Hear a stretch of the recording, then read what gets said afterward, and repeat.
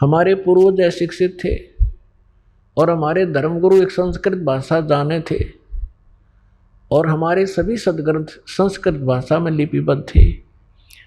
इन मंदबुद्धियाँ के कुछ समझ मत आई नहीं, अपनी लोक वेद दंत कथा सुनाते रहे और नाम इन सदग्रंथों का लेते रहे कि हम इन सदग्रंथों से ही आपको ये तत्व ज्ञान सब ज्ञान सुना रहे हैं कि ब्रह्मा विष्णु महेश के कोई माता पिता नहीं, अजरो अमर हैं, सर्वेश्वर हैं, महेश्वर हैं, ये सभी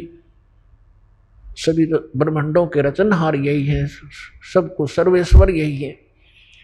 और फिर कोई विष्णु जी को सर्वेश्वर, कोई श्री राम जी को सर्वेश्वर, कोई श्री कृष्ण जी को, कोई भगवान शंकर को, कोई देवी को, कोई सिर पैर नहीं था हमारा। अब उस समय तो हमें ये बात जच गई उन नकली गुरुओं की कि कबीर जी अशिक्षित हैं, ये सदग्रंथ तो नहीं जान सकते, और जो कुछ भी ये कह रहे हैं हमारे देवताओं के बारे में, इनकी उत्पत्ति के बारे में, ये सारी झूठ है। और जिससे उनकी दाल गली रही, क्योंकि उनको खुद मालूम नहीं था सदग्रंथों में लिखा क्या है।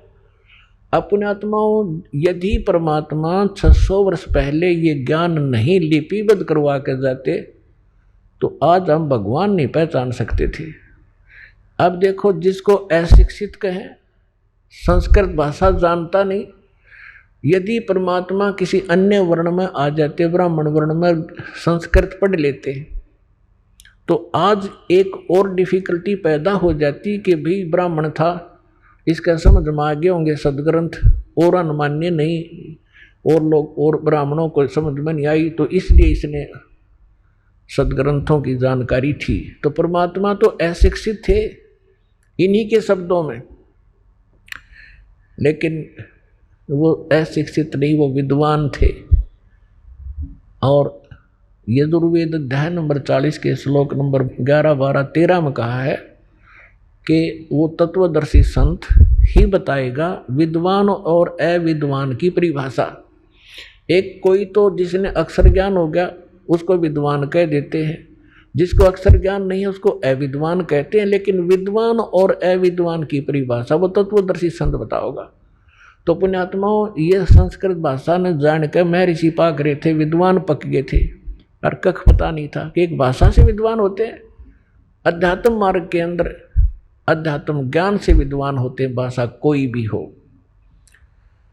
तो अब थोड़ा सा आपको एक झलक दिखाते हैं कि 600 वर्ष पहले हमारे सदग्रंथों में लिखा था कि ब्रह्मा विष्णु महेश के माता पिता दुर्गा और ये काल है। अरे नकलिया ने कख नहीं पता, आज तक मूर्ख बना रहे थे हमारे को, सारी उल्टी साधना, उल्टा ज्ञान ठोक दिया समाज में। आज इस दास के लिए इतनी डिफिकल्टी पैदा हो रही है इस बिगड़े हुए सांग को रीसेट करने के लिए, क्योंकि शिष्य जो हैं किसी भी मजहब धर्म या किसी संत के, जो ये ज्ञान सुनते हैं उनको भी अच्छा नहीं लगता, लेकिन प्रमाण देखकर वो जाते हैं, तो कुछ उनको ये विश्वास होता है तो कहाँ जाते हैं, अपने गुरु जी से पूछते हैं। तो हमारे वो गुरु जी पहले उनसे भी नकली, वो कहेगा नहीं झूठ बोलता है, वो ऐसा है। फिर उसको चिंता बन जाती है उस आचार्य को, गुरु को, कि कहीं तुम्हारे चेलों को सच्चाई का पता लग गया। क्योंकि सच्चाई तो इस पुस्तक में रेफरेंस दे रखे हैं, सारे सीडी भर रखी हैं, वो भी जान लेते हैं कि बात तो सारी सच्ची है, पर चेले ना भाग जाएं। अब उनको ये चिंता बनी हुई है, लेकिन अब समय आ लिया है, ये तो चिंता बनो चाहे ना बनो, ये चेले तो सारे यहीं आने हैं एक दिन, थोड़ा समय बेशक लग जाए।